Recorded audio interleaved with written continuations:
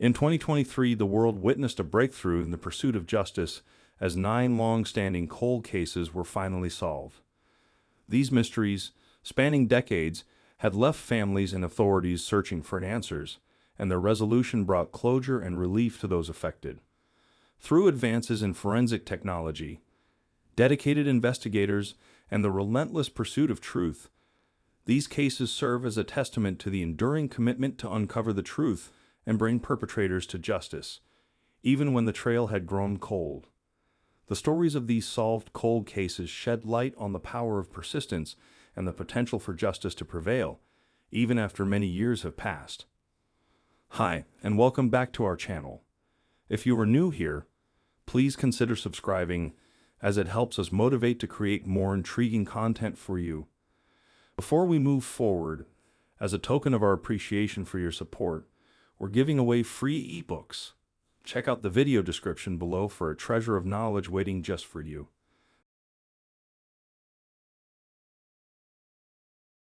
Now back to the video. Let's have a look at the 9 cold cases finally solved in 2023. Deborah Lee Atrops.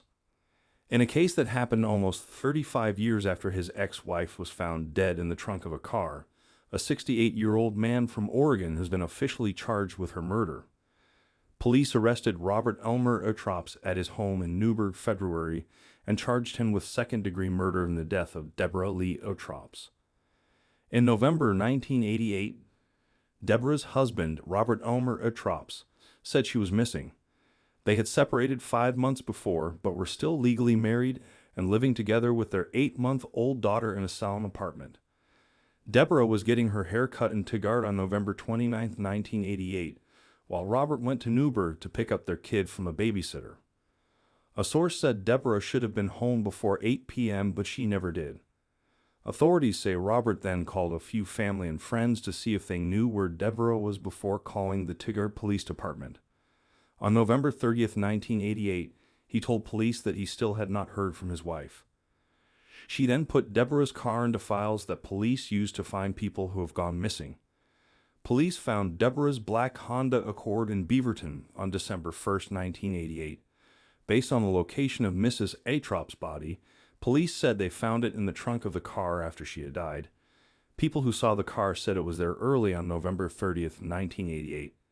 An autopsy done on Mrs. Atrops on December 2, 1988, showed that she had been beaten and choked to death.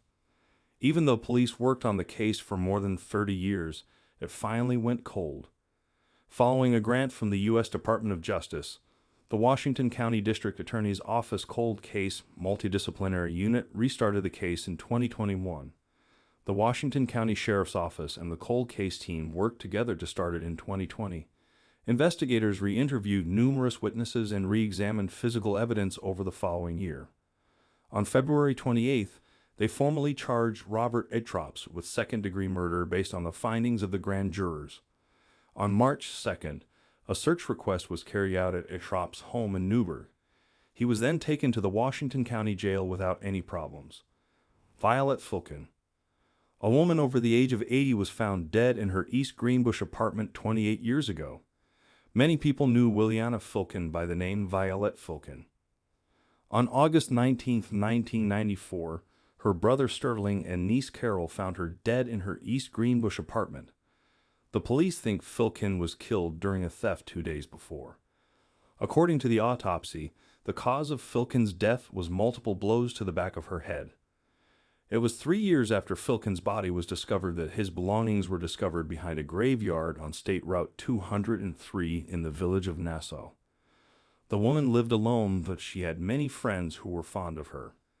According to the police, they believe the individual who killed Filkin brought some of her stolen belongings to the area using a white 4-door Plymouth Reliant.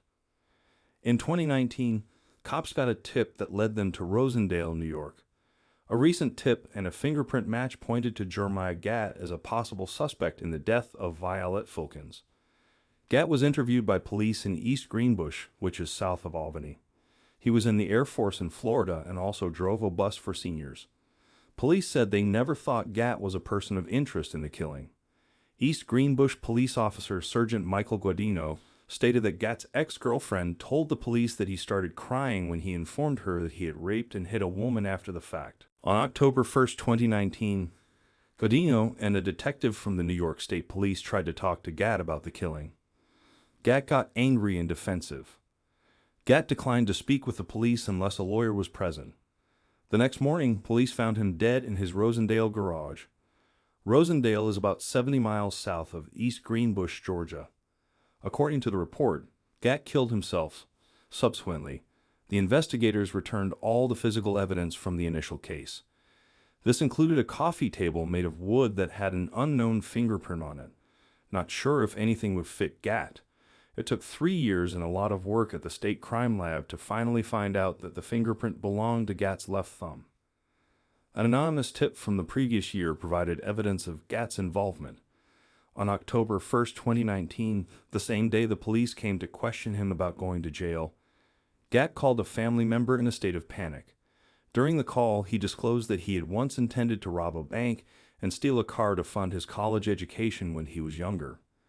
According to Godinho, the family member informed the police that someone had passed away, but was unwilling to continue the conversation over the phone. Gat's cousin arranged a meeting with a lawyer, a fact that the police verified during the news conference. Carol Filkin thanked the police and said that her aunt was a simple woman who lived a quiet life and would never have thought that something like this would happen. She expressed gratitude that the matter had been resolved. Nikki Allan. Sharon Henderson has been on a 3-decade mission to find her daughter Nikki Allan's killer, and it has greatly impacted her personal life. She vowed to keep searching for the person responsible for Nikki's death as long as she had life in her.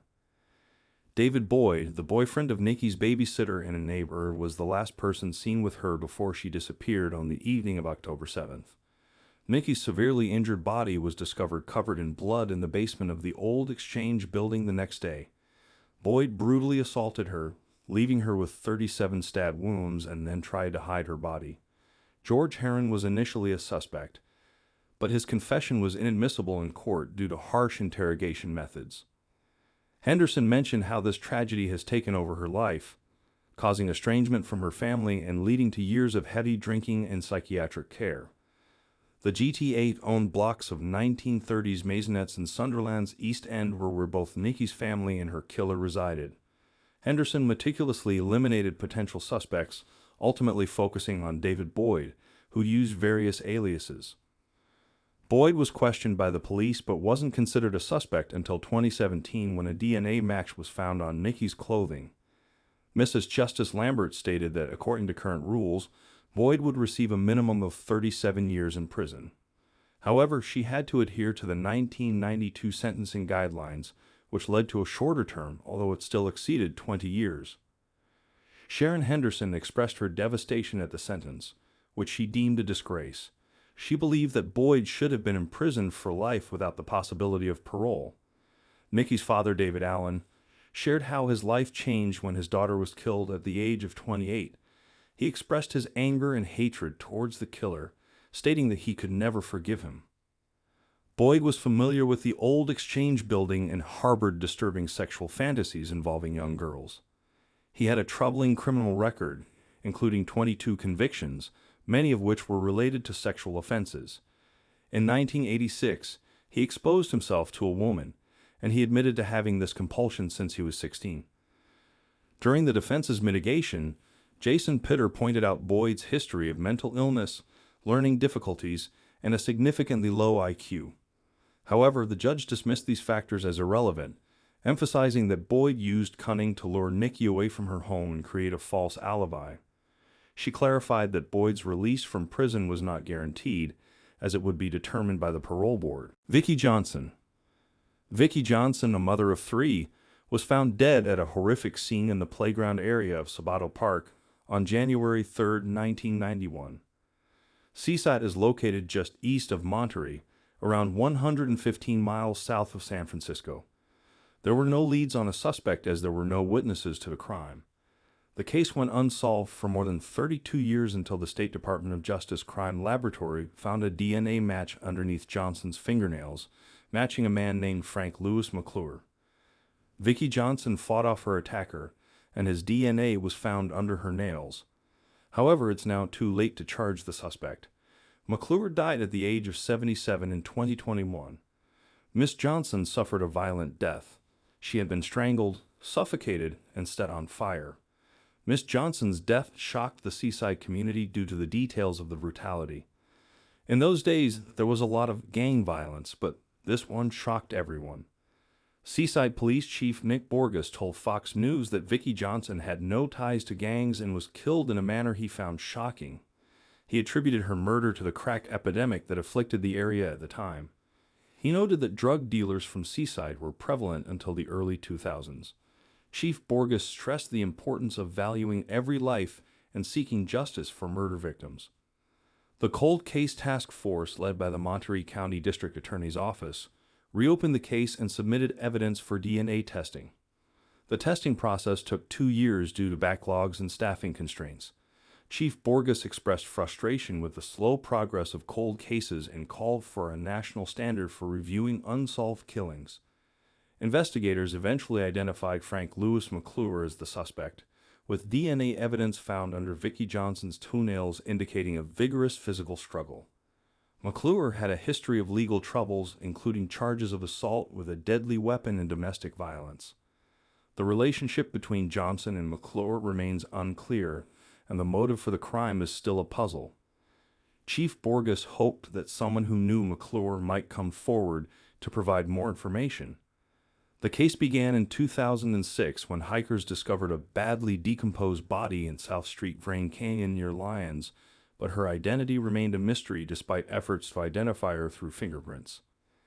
Angela Wilds. In 2006, people on a walk found Wilds' body in the South Street Vrain Canyon. This canyon is about 3.3 miles outside of Lyons and is in unincorporated Boulder County. A cross ring on her left hand was the only thing that was covering her body. Investigators said it looked like the body had been dragged from a nearby shallow grave, most likely by a big animal. Around the grave, deputies found a sleeping bag, a pair of yellow ski pants, and a pillow and a cover, all folded up nicely. Investigators said they did not have any information that could be used to identify the victim. For months, she was not known to anyone. In November 2006, DNA testing proved that the woman was Angela Wilds. She would have been 38 years old at the time. In 2010, John Ainver was arrested, but he was later freed because there was not enough proof to connect him to the crime. Since then, detectives from the Boulder County Sheriff's Office and the District Attorney's Office have kept working on the case. They have talked to forensic pathologists, interviewed new witnesses, and sent items to the Colorado Bureau of Investigation for testing and DNA analysis.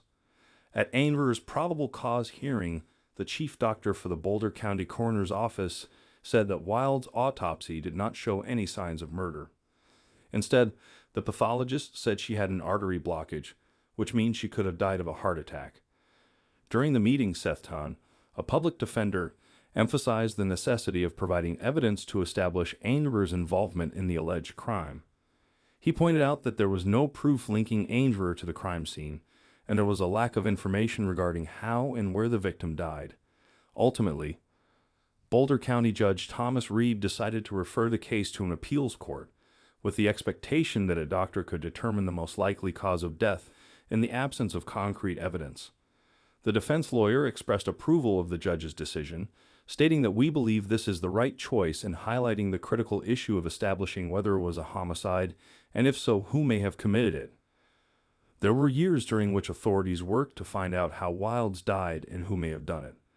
It looks like they got the same answer by finding new witnesses, talking to other forensic pathologists, re-interviewing people who had already been questioned by police, and sending more things to the Colorado Bureau of Investigation for tests and DNA analysis. No specifics about the new proof were given out. John Ainver was caught in Anchorage on March 9th. He is still being sent back to Colorado for extradition. Sheriff Curtis Johnson expressed his satisfaction with the progress made in the investigation of Angela Wilds' homicide.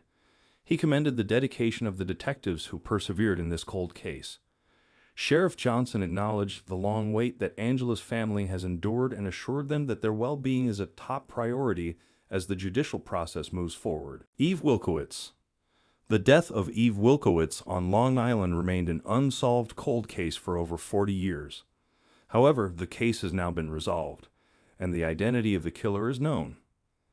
Irene Wilkowitz waited for the police's news in her Rhode Island apartment's kitchen. The last time law enforcement had come to her door, she was just 17 years old, and they had delivered the devastating news of finding her sister's lifeless body. In March 1980, Eve was tragically taken hostage, raped, and murdered after taking a late-night train home from her job as a secretary in Manhattan. Her lifeless body was left in a yard near her apartment in Bayshore, New York, situated on the south shore of Long Island. Irene had moved on with her life, attending college, working, getting married, having 2 children, getting divorced, and relocating away from Long Island. Yet, she always carried the fear that the killer might return for her. Irene became Eve's unwavering advocate, regularly reaching out to detectives every 2 weeks, seeking information and pushing for a DNA-based investigation method that had successfully helped resolve numerous cold cases throughout the country. The police assured her they were making efforts, promising to keep her informed of any developments. Irene tried to manage her expectations, avoiding excessive hope, which might only lead to disappointment. She took a deep breath, preparing for whatever news was to come. Detective Jeffrey Baturi of the Suffolk County Police informed Wilkowitz that they had located the person responsible for her sister Eve's murder. This led to her legs shaking, and she gave a heartfelt hug to her son, Evan, who was named after Eve. Tearfully, Wilkowitz expressed, "I never expected to hear those words." The individual in question was identified as Alan Rice. Regarding this revelation, Baturi mentioned that Alan Rice's 2 sons were unaware of his activities, and he had passed away in 1991 due to cancer. Despite an exhaustive investigation into the murder, which involved thorough canvassing of numerous streets and conversations with hundreds of individuals, Alan Rice never emerged as a suspect. The fact that he had only faced a few minor charges meant that he had not been required to provide a DNA sample for inclusion in criminal databases. Furthermore, their attempts at conducting a familial DNA search aimed at identifying potential relatives within the criminal database proved unsuccessful. Ultimately, the breakthrough in solving the case came from the field of genetic genealogy. Raymond T., the district attorney for Suffolk County, emphasized that DNA played an indispensable role in cracking the case. Realizing the identity of her sister's killer won't erase the fear, worry, and loss that Wilkowitz has been living with for 40 years. She mentioned that this was all she had wished for over 42 years, expressing her long-standing desire. She also revealed that she couldn't wait for it to end, indicating her anticipation for closure. She shared that becoming a mother had been her sole aspiration, which was the reason she hadn't allowed herself to dream of anything else. She explained that she had been fearful that someone might harm her in the near future. Additionally, she expressed her astonishment, mentioning that it was still hard to believe it was finally over and she was still here. Irene was the only family member who could speak for Eve. She did talks with local media on the anniversary of her death so that people on Long Island would not forget. Wilkowitz was shocked when her son told her about the new method California police used to catch the Golden State Killer, a serial killer and rapist, in 2018. Police put the DNA of criminals into public DNA databases like GEDmatch, Family Tree DNA, and MyHeritage. They used these databases to find a former police officer in the family tree. Researchers used genetic genealogy to solve a serious crime for the first time in this case. People became very interested in the method, and soon there were a lot of private labs working with genetic genealogists to look into crimes that happened decades ago. But private advocates were worried that the government could use people's personal information in bad ways, and some states did not want to allow it on purpose. In January 2019, Wilkowitz called C.C. Moore, who is the most well-known genetic researcher, and asked her for help. Moore told Wilkowitz that she could not help because the method was not legal yet in New York. Because of how strict the process is and how long it can take, the State Department of Health had not yet given permission to any private labs to do this work. Since then, the Department of Health has given permission to 2 companies to do genetic genealogy work for the New York cops. Wilkowitz begged Suffolk County Police Lieutenant Kevin Beer, who was in charge of Eve's case as a murder investigator, to find a way. He was also upset that he could not try genetic history. But in December 2019, the government of Suffolk County found a way around the problem. They asked the New York Department of Health for permission to send the FBI DNA from Sen that they found on Eve's body. According to New York law, the FBI was not limited because they had helped with the first investigation in 1980. Authorities in both the state and the FBI agreed. In July 2021, an FBI agent who specializes in genetic genealogy told detectives in Suffolk County that she had found a distant cousin of the unknown suspect with the last name Rice. Using that information, police found Herbert Rice, who had been dead for a long time. They found one of his sons because they could not get a DNA sample to back up their claim. After failing to sneakily get a DNA sample from him, Batari the agent went to the son's house and told him what they were up to. The boy told the police officer that he had not been close to his dad and let them swab his cheek. Batari informed the son and his mother that the DNA sample had confirmed in late August that the son's father was the perpetrator. During their conversation, the mother shared additional details about the time of the murder. She mentioned throwing Alan Rice out of the house. Detectives disclosed that he had moved in with his mother, who resided approximately 4 houses away from the yard where Eve Wilkowitz's body had been discovered on March 25, 1980. According to the case file, the police conducted a neighborhood search and interviewed his mother. She indicated that nothing had caught her attention. The police stated their inability to promptly reach the son for his input. On December 6, the son's mother refrained from making any statements. However, Batari and a sergeant from the murder unit traveled to Rhode Island to convey their findings to Irene Wilkowitz. Irene, who works as a nanny, shares an apartment with her son due to her reluctance to live alone. She had modest expectations regarding making progress and assumed that the police were coming to conclude their search. She facilitated a connection between Batari and Evan, engaging in casual conversation with him, while Batari used FaceTime to connect with the FBI agent responsible for the family research. Batari commented, "These visits are among the most gratifying ones we can undertake to provide a family with some form of resolution." This was particularly exhilarating for her, considering the decades of detectives who had worked on this case. Wilkowitz became emotional and embraced her son as the detectives disclosed Herbert's name and date of birth. Their explanation of the investigative process left her astonished. She expressed her gratitude to the police, and they departed after about 30 minutes. Wilkowitz sat on her kitchen island, shedding tears for a while, still shaking from the emotional impact. She conveyed her appreciation to Beer over the phone. Wilkowitz expressed her desire to communicate with Herbert's son, and Batari attempted to facilitate the connection. The son informed the police that he was contemplating it. Iron stated, "I simply want to express my gratitude and convey my deep sympathy to him and his family for having a family member responsible for a crime like this, forcing them to live with that knowledge. It's equally distressing for them." The police in Suffolk County wanted to make sure they had the right person before announcing that the case was closed. To get to Herbert's body, they got a search order. Batari said that the DNA samples from the body matched that of the suspect. Suffolk County Police Commissioner Rodney Harrison said it was him. "We would not be where we are now without science and genetic genealogy, which helped us dig deep, find family members, and get to Mr. Rice." Bay Police praised Wilkowitz for keeping an eye on the hunt for the killer. Even though the case is over, Wilkowitz is still upset about losing her sister and not knowing who did it for decades. They will never answer her questions.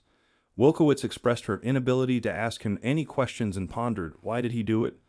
Why did he target an innocent, beautiful woman who was just walking home? She further conveyed that there seemed to be no genuine answers, no apparent reason for the crime. She expressed her desire to continue speaking out for her sister, and potentially for the families of other victims whose cases remained unsolved. Her aim was to demonstrate that there is always hope. She highlighted that her sister had been portrayed repeatedly in the media, but she was indeed a real person. Wilkowitz emphasized that her sister was friendly, had many friends, enjoyed interests like horses, music, reading, writing, drawing, and being a big sister. Terrance Paquette. In August of this year, a man was found guilty and received a life sentence in jail. After a 5-day hearing, An Orange County jury found Kenneth Stowe guilty of first-degree murder with a weapon in Terrance Paquette's death. People in charge said that Paquette was meant to open the store by 6 a.m. There were two guys from an armored car company trying to get a cash deposit from the business, but the door was locked. Deputies got keys to the business from one of Paquette's coworkers who had closed the shop the night before and saw the police. He gave the deputies his keys and let them in. On the morning of February 3, 1996, Paquette's body was found in the bathroom of the Lochamp shop in northwest Orange County. Following Stowe's arrest in 2021, the sheriff's office released pictures of the floor and walls covered in pools of blood. There was also no cash deposit from the shop. There was a press statement after Stowe's arrest where Orange County Sheriff John Mina said the scene was very bloody. Paquette was the only worker in the shop. Someone called the deputies because they saw that the lights were out in the store, which was normally open at the time. When the police got inside, they found Paquette dead from 73 stab wounds. Investigators said they found Stowe's blood all over the store, on the freezer door, the freezer flap, the lottery machine, and the entry and exit doors key lock and push bar. During the attack, the killer hurt himself and moved to different parts of the store before running away. According to deputies, the killer took Paquette's keys and locked the shop after taking about $1,000 from the safe under the cash register. Investigators did not have the technology at the time to make a DNA profile ending a suspect, even though they had evidence from the scene. On September 29, 1997, an officer closed the case until they found more clues. On July 22, 2003, another detective looked into it again, this time talking to witnesses again and collecting buccal swabs to match to the suspect's blood. It did not match up. On March 17, 2003, an analyst entered the unknown DNA profile from the freezer door handle into the combined DNA index database, but no matches were found. Mina said that at the time of the killing, you could not make an arrest based on blood evidence alone. It was thought that the case was over until 2021 when a droplet of blood was found on the handle of the store freezer. So forensic genealogists from the Florida Department of Law Enforcement could test it and say the blood came from one of three brothers. Scientists found that the DNA sample came from a family member of Stowe's parents. He used to work at the convenience store before Paquette, and in 1996, he lived in an apartment across the street from Paquette. Police kept an eye on Stowe and got DNA from a bag of used beer cans that connected him to the death of victim Roslin Cruz. On November 1, 1993, Roslin Cruz was last seen getting into a car with an unknown person and she was never seen again. Her body was found on the side of East Bay Road in Gibsonton, Florida. This is about 10 miles south of the city center. After her death, an autopsy showed that she had been choked to death. Tracking the car to a home in Tampa and talking to a man named Michael Rizzo, who admitted to picking up Roslin in his car on the day she died, gave police a sense of quick progress. It was upsetting that there was no solid evidence linking Rizzo to the victim, even though he said she was still alive when he left her. His home was less than a mile from the deposition site. His girlfriend told a story that was different from his excuse, and he failed a polygraph test. It turned out that Rizzo picked her up on the day of the murder, but he said he dropped her off living and denied having anything to do with Cruz's death. The sheriff said that Rizzo's wife and girlfriend gave conflicting information at the time, which made the case even more difficult, even though a polygraph test at the time showed that he was lying in his answers. Even with all of this hints and leads, detectives were not able to prove their theories, and the case slowly went cold. A DNA sample from Cruz's body at the time that did not match any known matches was one of the pieces of evidence that the police collected and kept. At that time, police got a DNA sample from Rizzo's real daughter, and it matched the DNA profile they got from Cruz's body. After deciding that the discovery was a key piece of evidence in the case, detectives from the Hillsborough County Sheriff's Office talked with Cruz's family.